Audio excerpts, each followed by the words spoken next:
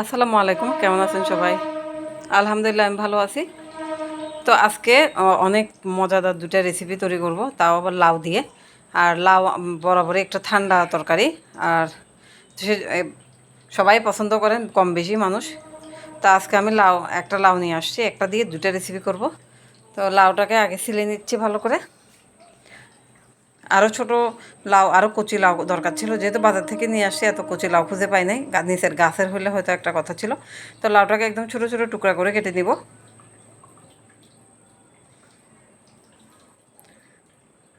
আর অর্ধেকটা লাউ আমি রেখে দিছি, কারণ আমার এতগুলো প্রয়োজন নেই। তাই একদম ছোট ছোট করে নিচ্ছি।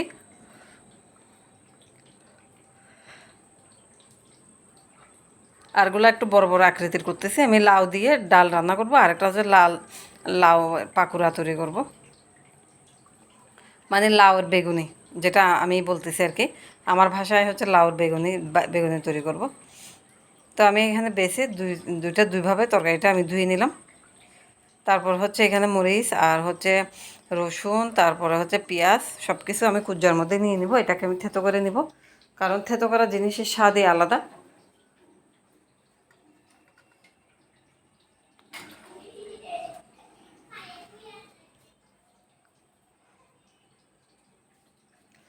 এটা আমার থেতো করা হয়ে গেছে। এদিকে সর্ষের তেল দিয়ে দিলাম, তারপর এখানে জিরার ফোড়ন দিলাম, তারপর শুকনো মরিচ দিলাম, তারপরে হচ্ছে থেতো করা পেঁয়াজ রসুন আর কাঁচামরিচটা দিয়ে দিলাম।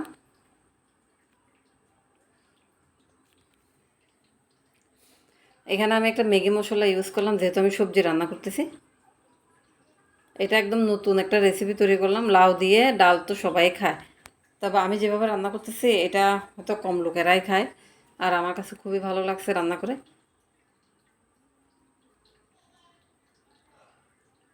তারপর আমি এখানে মশলাটা কষিয়ে আমি ডালটা দিয়ে দিলাম।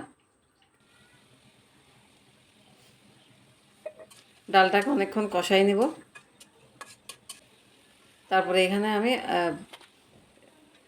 টমেটো পেস্টের পানিটা দিয়ে দিব, যেখানে টমেটো ফ্রিজে রাখছিলাম।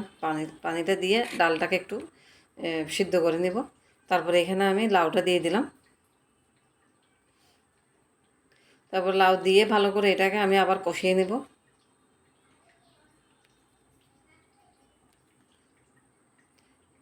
এদিকে আমার ডালটা প্রায় আধা সিদ্ধ হয়ে গেছে। তা এখন আমি একটা দুটো ডিম ফাটিয়ে নিলাম। ডিমের মধ্যে কাঁচামরিচ আর পেঁয়াজ দিয়ে দিলাম।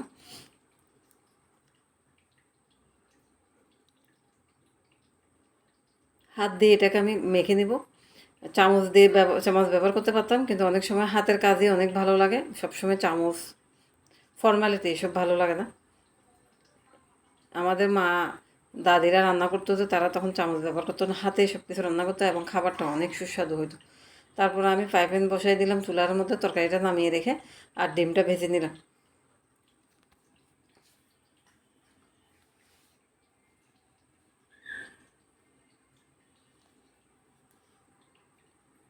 তারপর ঢাকনা দিয়ে দিলাম।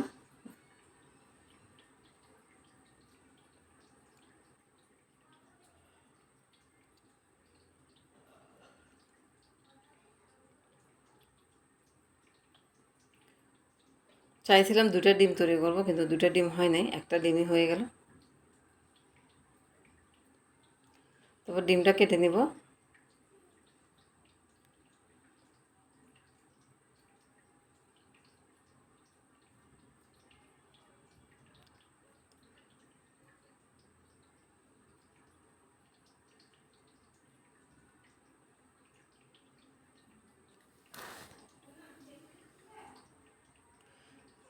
তারপর আমি তরকারিটা আবার বসিয়ে রেখে উপরে ডিমটা দিয়ে দিলাম।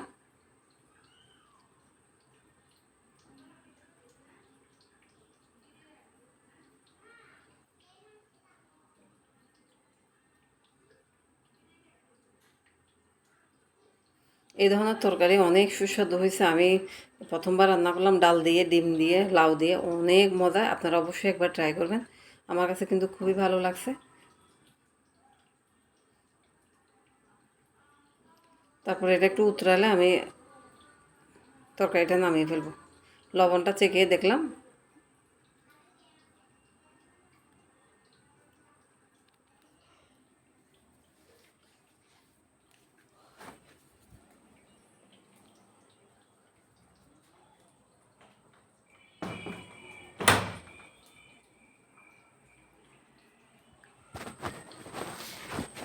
এই হলো লাউ দিয়ে ডাল।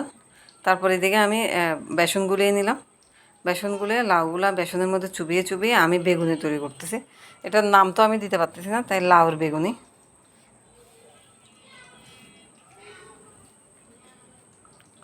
আপনাদের কোনো নাম জানা থাকলে অবশ্যই জানাবেন।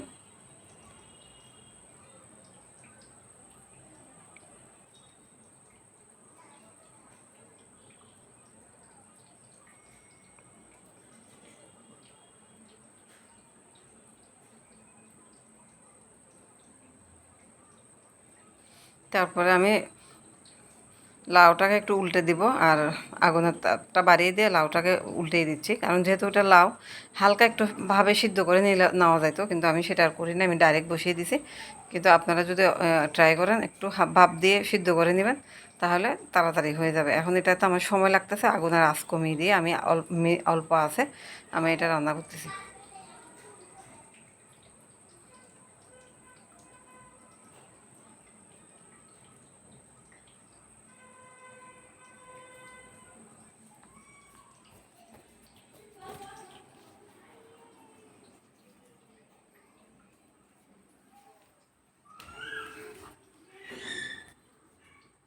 একটার সাথে একটা লেগে গেছে।